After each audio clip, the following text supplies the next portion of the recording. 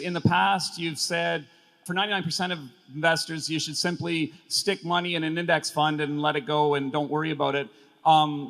Those 1% of investors, choose your best 5 stocks and put a substantial amount of money in it.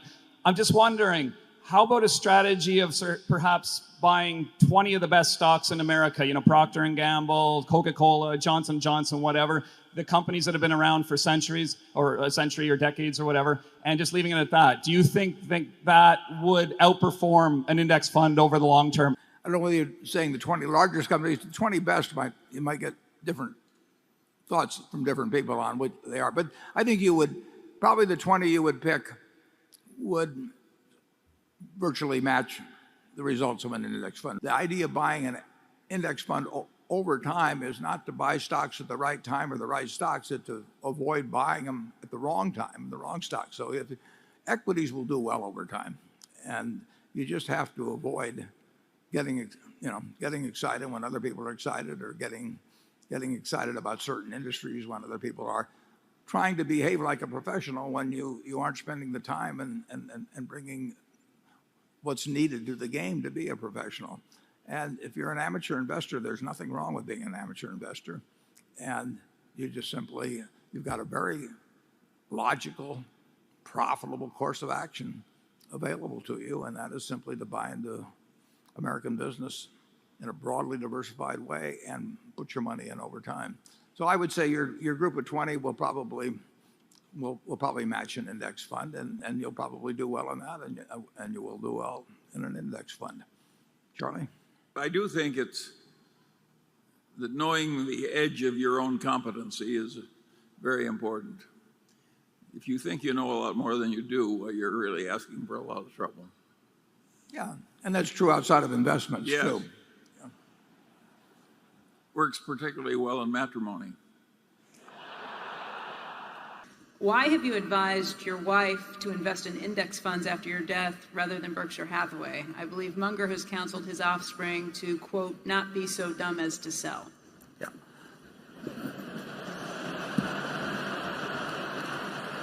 She won't be selling any Berkshire to buy the index funds. All of my Berkshire, every single share will go to philanthropy. So I don't even regard myself as owning Berkshire.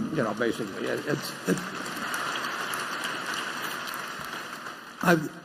so far about 40% has already been distributed.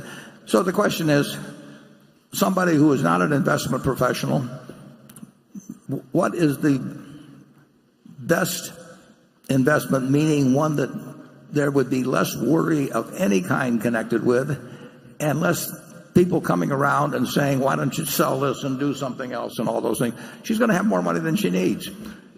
She'll have a little liquid money so that if stocks are down tremendously at some point, they close the stock exchange for a while, anything like that, she'll still feel that she's got plenty of money. And the object is not to maximize it. The important thing is that she never worries about money the rest of her life. And I had an Aunt Katie here in Omaha. She worked very hard all her life and had lived in a house she paid, $8,000 for at 45th and Hickory all her life. And because she was in Berkshire, she lived to 97. She ended up with, a few $100 million. And she would write me a letter every 4 or 5 months, and she said, "Dear Warren, I hate to bother you, but am I going to run out of money?" And I would write her back, and I'd say, "Dear Katie, it's a good question, because if you live 986 years, you're going to run out of money." And then about 4 or 5 months later, she'd write me the same letter again. And I have seen there's no way in the world, if you've got plenty of money, that it should become a minus in your life. And there will be people, if you've got a lot of money, that come around with various suggestions for you, sometimes well-meaning, sometimes not so well-meaning.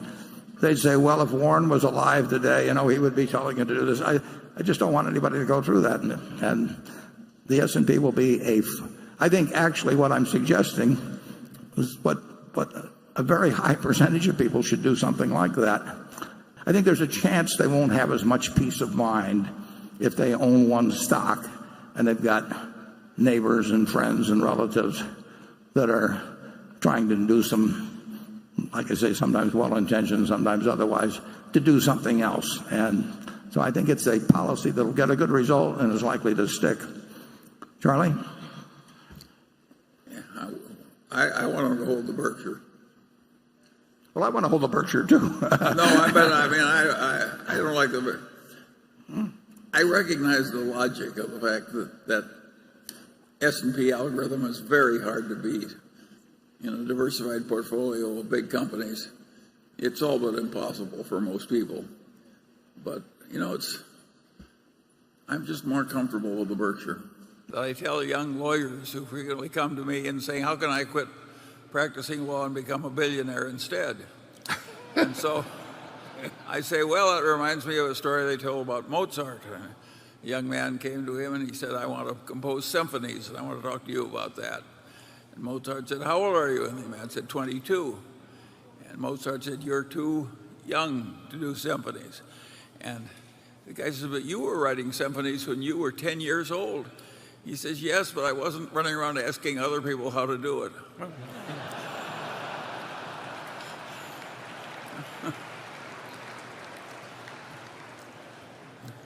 We wish you well. But and actually we really do, because the fact you asked that sort of a question is to some extent indicative of the fact that you got the right attitude going in. It isn't that easy to be a great investor.